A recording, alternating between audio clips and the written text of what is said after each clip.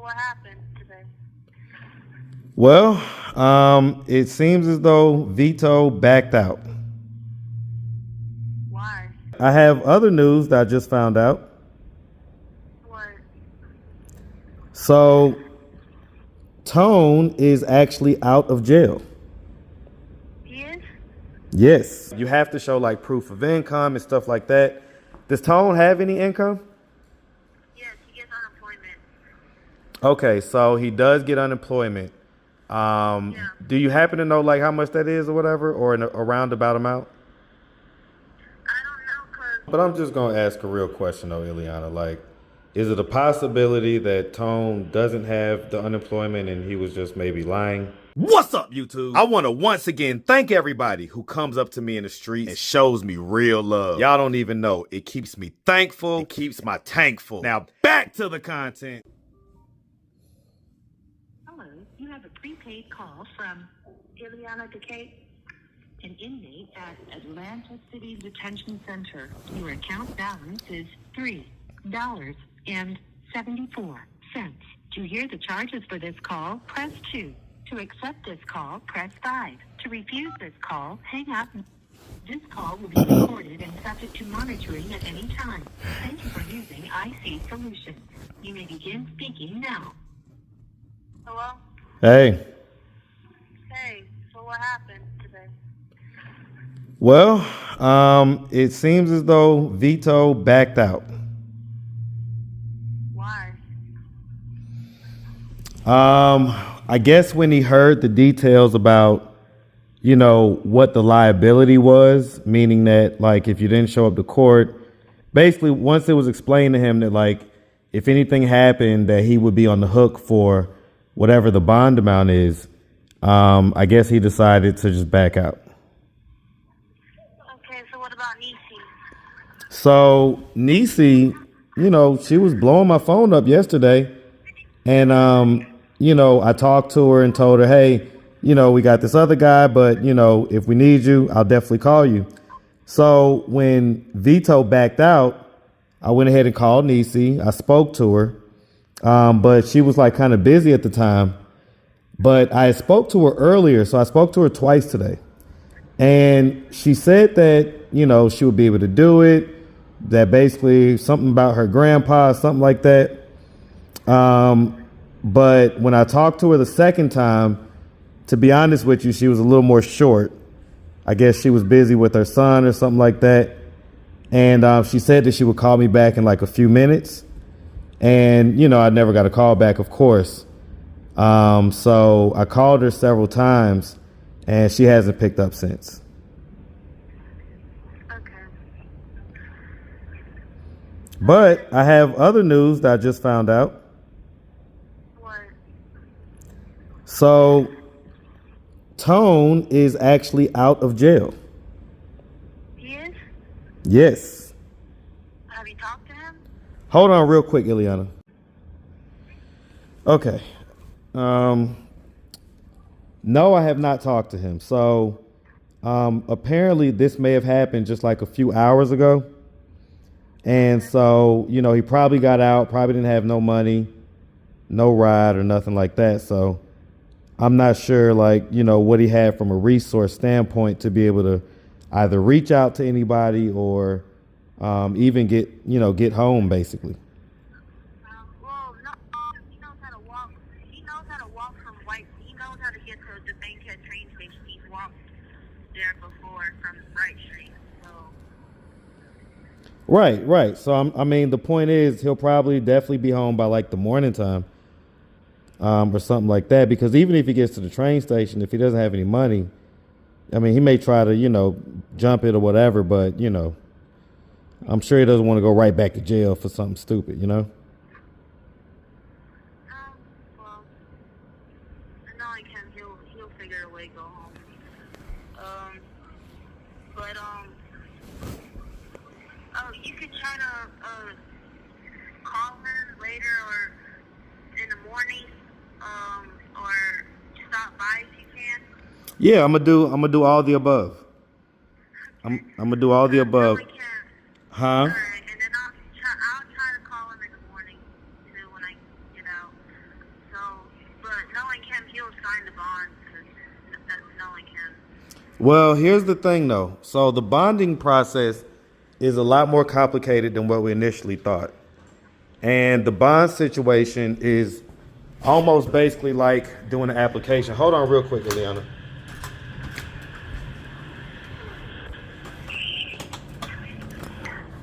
So the bonding process, hold on.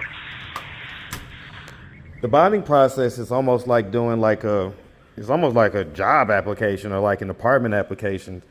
Like you have to be approved for it. Now, you know, the folks that we're going to, they're like some of the best. And so they're going to try to make it happen regardless. But yeah, you know, I don't know, like you have to show like proof of income and stuff like that. Does Tone have any income? Yes, he gets unemployment. Okay, so he does get unemployment. Yeah. Do you happen to know like how much that is or whatever, or in a roundabout amount? I don't know because before I got in here, he was going up there. We were going up there, and they told him that he just had to wait for them to like get his wages and all from his last job. But while I was in here, he told me that he got his employment. They started giving him his check. I didn't know how much it was because I didn't ask about it. But So you're saying basically it just started? Mm-hmm. But he Okay. gets unemployment. He has income. I mean, we get stamps, but I know that's not income. But he gets income. He has unemployment, and he's still looking for a job. So. Right. I mean, it's not really about the looking for a job part or anything like that. It's more so, will the amount that he gets, you know, be able to qualify for, you know, what it is, as far as, you know, them approving it and, you know, that type of stuff. So, and so you're saying they basically just started, so you don't even really know how much it is. I don't. I didn't ask. I mean, I was happy for him. So. Right. Okay. But I mean, if it's possible to get out this week, whoever's trying or wants to, go ahead. Because I talked to the attorney for foster care. She said that I can get him back, Divine. It's just that I told her that it's just I would wait until we move to another apartment, which wouldn't take that long. I mean, it depends on how long it's going to take for me to get out.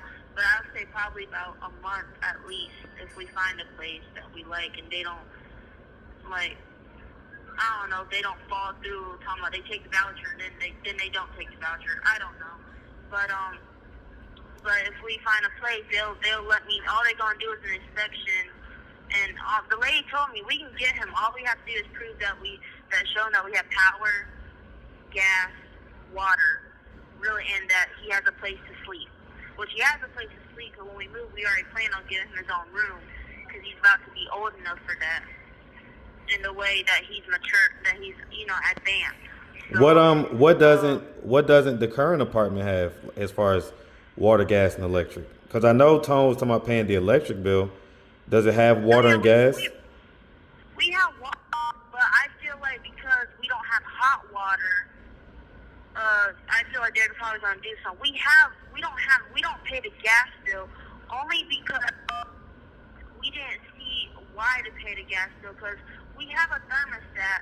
But the thing is, like, you know, outside the apartment they have those generators that, like, you know, outside of them. Mm-hmm. That like has the heat and air coming through them. That like basically produces the heat and air.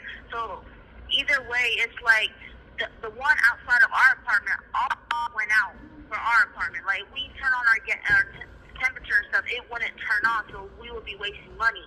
So it's been like that since we moved there, and we told them that can they fix our thermostat and stuff. But we've been playing answers there. Like, yeah, we don't have a stove and refrigerator. They're not worried about that. We can cook, eat, and feed them. That's fine. But they're not worried about that.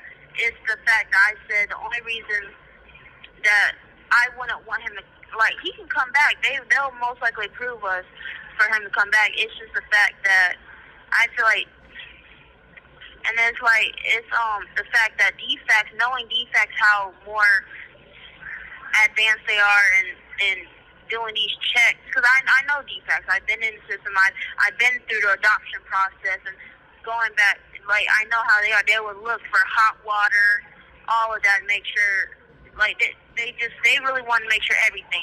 So I would just wait till we move, and that's what I told her. But, I mean, we have income, because she was asking, do I have income? And the only reason, like, I have to show that I'm on the lease. I'm on his new lease. It's just I'll have to re-sign. Well, I'm just going to ask a real question, though, Ileana. Like, is it a possibility that Tone doesn't have the unemployment and he was just maybe lying? He has unemployment. Okay. All right. I'm just making sure. So, all right. Well, listen, either way, you know, I guess we got to take one step at a time and, you know, try to get you out. Right. So I guess obviously the next viable person is going to be Tone. Right. That's the way we wanted it anyway. So it's, you know, it's a good thing that he got out. And I'm going to do my damnedest to kind of track him down tomorrow and, you know, see if we can get him up to the bonding company and see if, you know, if they can approve him. I mean, Tone has like an ID and all that stuff, right? He does, but it's a South Carolina ID. Yeah, you got to have like an ID. You got to have some type of proof of residence. So something with your name on it and the address. And then you got to have some type My of... name? Not your name, his name. Oh, well, he has the lease. So we have all of that. He has the lease. And then he has to show some type of proof of income.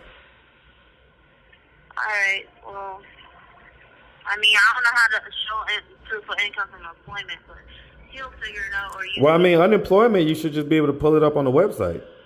That's easy. Yeah, because I mean, I'm telling you, like, I went down there when he applied, and he was wondering, I was like, you didn't get your check yet? He was like, no. So I went in there, and I told him to check the website and all, and then we had to go back to unemployment before this incident happened, and they were like, he had to show him that his what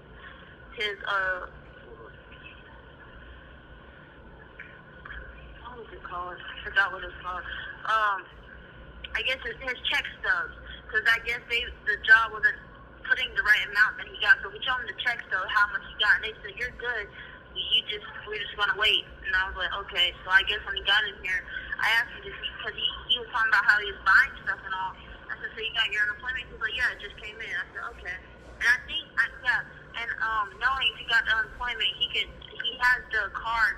Like, he doesn't get a direct deposit, I don't think. I think he applied for it when he gets a card. So, the card is from unemployment. Okay. All right. Well, I mean, you know, hopefully that's the case. And he can get approved. You say what? Have you tried to call Yeah, him? you know I did. Of course. The moment I heard that he was released. Of course. Are you trying to call him now? Well, I mean, it went straight to voicemail, so his phone was off. You know what I'm saying? And so I'm just gonna wait until the morning at this point. You know, I'm almost sure that it won't be until the morning until he gets to his phone, get it charged, everything else. There's no telling if he had his phone with him or if he didn't have his phone, if he left it at the apartment, did anybody come in and take the phone or anything. So, you know, the phone thing we'll see, but I'm definitely going to pull up on him tomorrow in the morning time. So it won't be too long. All right. So hopefully tomorrow or Thursday. Yeah, I mean, listen, like I say, hopefully I can track him down tomorrow. Okay. All right. Thank you. No doubt. All right. Well, And, if you talk to him tomorrow, just tell him that I'm gonna call him. So put at least about $5 or something, because he only has 18 cents on there. okay. I'll let him know. Put some money on there for sure. All right. All right. Thank you. No doubt. All right. Talk to you later.